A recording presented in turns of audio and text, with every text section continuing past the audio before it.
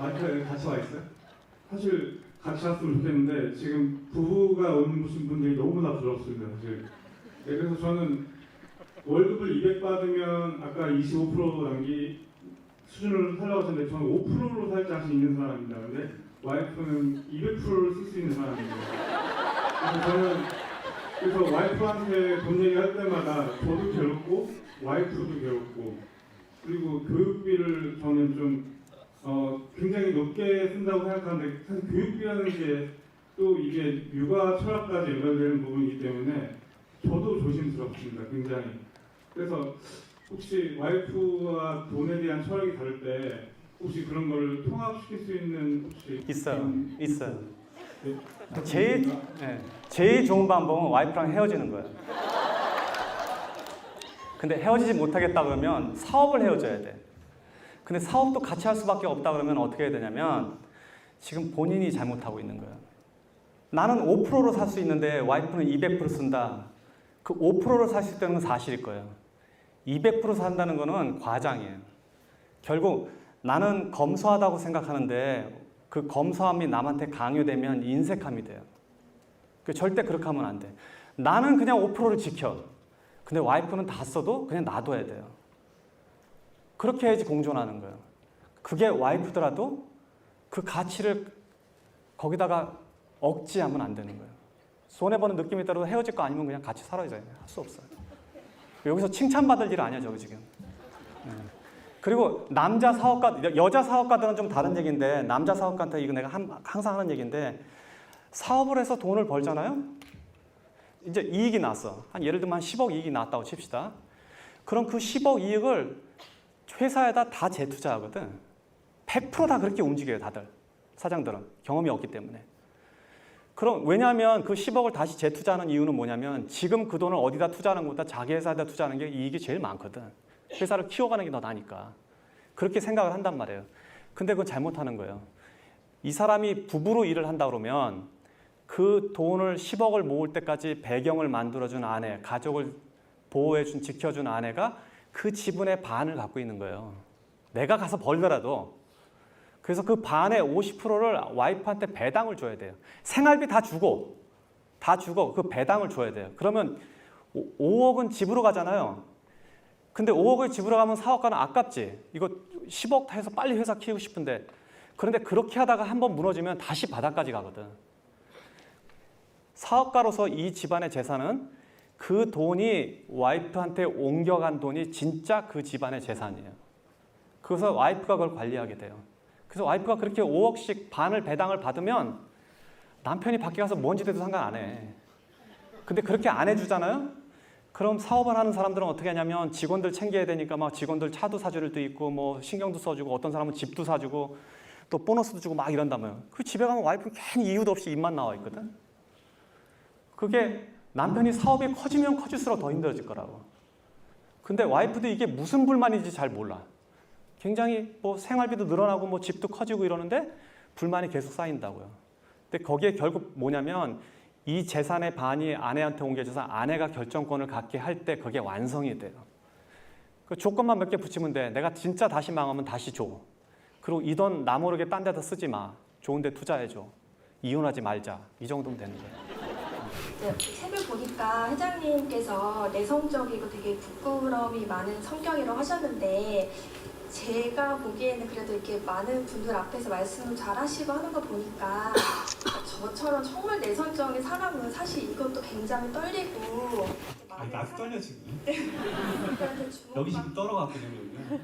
주목받고 이렇게 발표하고 하는 게 보기엔 어렵지 않게 쉽게 하시는 것처럼 보이는데요. 저처럼 이렇게 많은 분들 앞에서 얘기하거나 이렇게 나서는 걸 좀 울렁증 있는 사람한테 좀 극복할 수 있는 그런 좀 조언이 있으면 듣고 싶습니다. 나는 내성적인 사람도 실제로 사업하는데 별로 문제가 없다고 봐요. 그 내성적인 지도자들 있죠? 이런 지도자들이 요새 세상에서는 꽤 괜찮아요. 특히 여성 사업가들도 영역을 많이 확장해 나갈 수 있는 게 현대사회예요. 옛날보다 훨씬 나아요. 왜냐하면 전에는 남자들끼리 사업할 때는 막 으쌰으쌰 술 먹고 뭐 어디 가서 골프 치고 아니면 뭐 선배 찾아다니고 뭐 형 동생 이렇게 사업을 하는데 저만 해도 그런 식으로 사업을 접근하는 사람을 완전히 배제하거든요. 왜냐하면 그건 불편해요. 뭐 아는 사람끼리 뭐 해주면 실제로 더 불편해. 그래서 일은 일대로 해주는 게 좋단 말이에요. 우리가 거래처가 되게 많은데 이 거래처가 막 그거 뭐 원가로 내주겠다 이런 소리 하면 나는 적정한 이익을 보고 효과적으로 항상 해주는 사람이 좋지. 내가 매일 관리 감시해갖고 어떤 때 싸우고 들어오고 어떤 때는 등치는 거 갖고 이런 거 싫거든. 근데 여자들은 그런 걸 하기에 남자들보다 더 좋은 환경이 있어요. 지금 세계가. 특히 여자들은 그런 거에 잘 남자들보다 덜 휩쓸리기 때문에 조용하고 얌전한 사장들도 일을 할 수 있어요. 우리 회사에 다 여자 사장이에요, 셋이. 제가 법인체가 8개 있는데 그중에 반이 여자 사장이에요. 품성을 그대로 유지하고서도 굉장히 좋게 사업을 잘하고 있기 때문에 지금 그런 게 받침이 많이 돼 있고 특히 여성 사업가들이 많이 나타났잖아요. 그래서 나는 여성 사업가들을 응원하는 편이에요. 그런 측면으로 보면. 그래서 뭐 내성적이라고 별로 생각할 거 없어요. 나도 내성적인데 내가 이거 강연이니까 그리고 이건 그래도 일이라고 보니까 이렇게 얘기하지. 여러분들 사적으로 만나면 내가 말 한마디 안 할 거예요. 그리고 우리 학생들도 단체로 이렇게 모아놓고 있으면 질문은 대답을 해주는데 뭐 노래를 시킨다든지 아니면 뭐 내가 주목받는 자리 뭐 생일 축하 이런 거 하면 난 도망가 버리거든. 그래서 그래도 나 사업하잖아요. 여기까지 왔잖아요. 그러니까 걱정할 거 없어요. 네, 사업 구조를 어떤 식으로 접근을 하셔서 시장 조사 공부라는 걸 계속해야 사업 자체를 유지할 수 있고 시작하고 실패하더라도 목표까지 끌고 갈 수 있잖아요. 그래서 그런 부분에 접근을 어떻게 하셨는지 전체적으로. 자, 그거는 자기가 자기 직업을 지칭할 때 뭐라고 지칭하느냐에 틀려져요. 이게 생각의 차이예요. 내가 만약에 식당을 하나 창업한다고 합시다.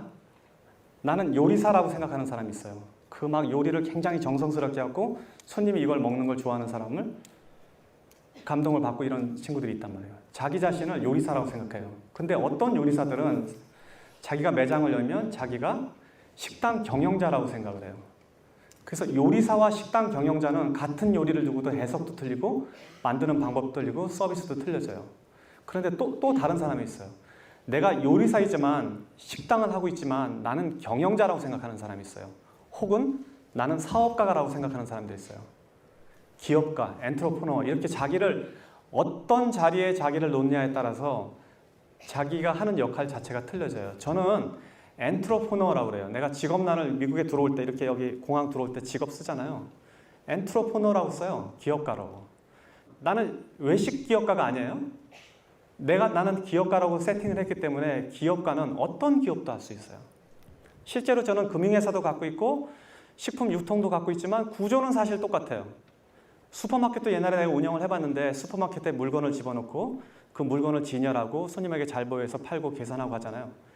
금융회사에서 펀드를 파는 것도 똑같아. 우리 회사가 펀드를 이리저리 프로그램을 만들어서 데이터를 가져다가 펀드를 만들어. 이 펀드를 어디다 파냐면 펀드들끼리 모여서 경진대회를 하거나 그런 거를 모아서 파는 협회들이 있어요. 거기 가서 우리 펀드를 자랑해요. 식품쇼에 나가서 식품을 소개하는 거랑 똑같은 거예요. 그래서 거기서 선정이 되면 각 회사, 각 매장에 진열되듯이 각 은행으로 진열되는 거예요. 그럼 사람들이 은행 창구에서 그 펀드를 사기 시작하면 그게 매출이 일어나는 거예요. 그러니까 구조는 다 똑같아.